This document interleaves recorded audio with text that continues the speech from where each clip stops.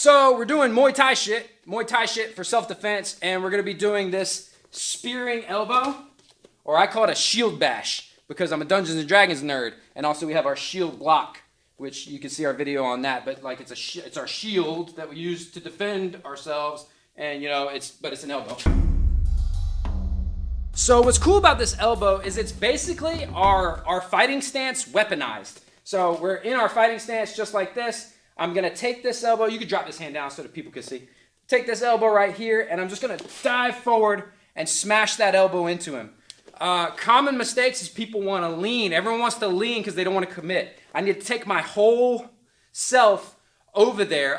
If you watch our vlog that you missed on, you know, closing the gap, we gotta stay upright in our stance, and we're gonna weaponize this stance, boom, and attack him. The part of the elbow that we're using is this really hard part right here. We don't want to point it like this. This isn't terrible.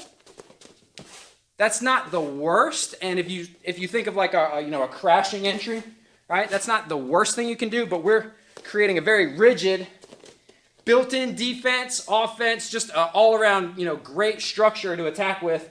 Boom, there.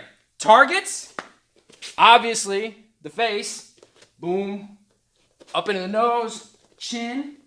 But here's the cool thing about this. This hurts no matter where it lands. Even if it lands to their torso, hell, even if it lands like there, right? Yeah. That hurts, right? So this thing hurts no matter where it lands. Boom! And if we land a little bit to the torso or midsection, that's cool because it's going to set us up for that framework or that cross collar tie. We go boom, and we're already in here ready to clinch. Some bony fucking elbows.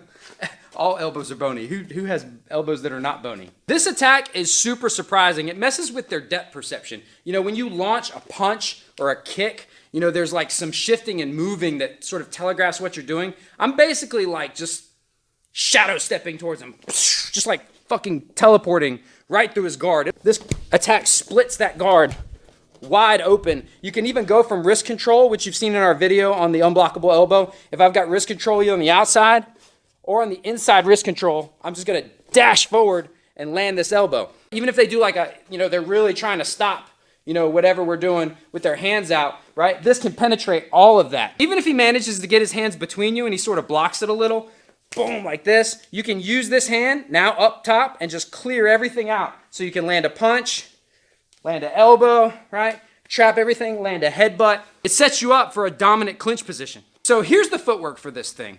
We're gonna move our feet forward, springing off the back foot, and that's it. But we're gonna keep our feet, a similar length apart. We're not gonna lunge into it. We're just gonna spring forward. I'm right here, now I go right here. The thing I like about this technique is the defense is already sort of built in. We're picking the shoulder up real high, almost like the beginnings of our shield block. That's why I call it a shield bash. And if they're throwing a punch or whatever as we're coming in, we're still safe. The way you can really develop power in this is on the bag. We want to really like spring forward. We can give the bag everything we got. Because you can't really practice this, on a person's face, more than once. People will not want to spar with you anymore.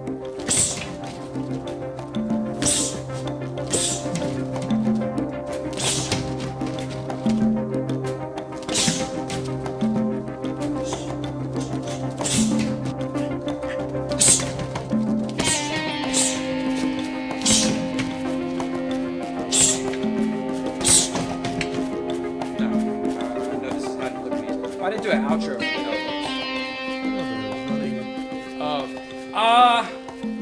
I need to get that shot. I can do the other stuff. We need to get that shot.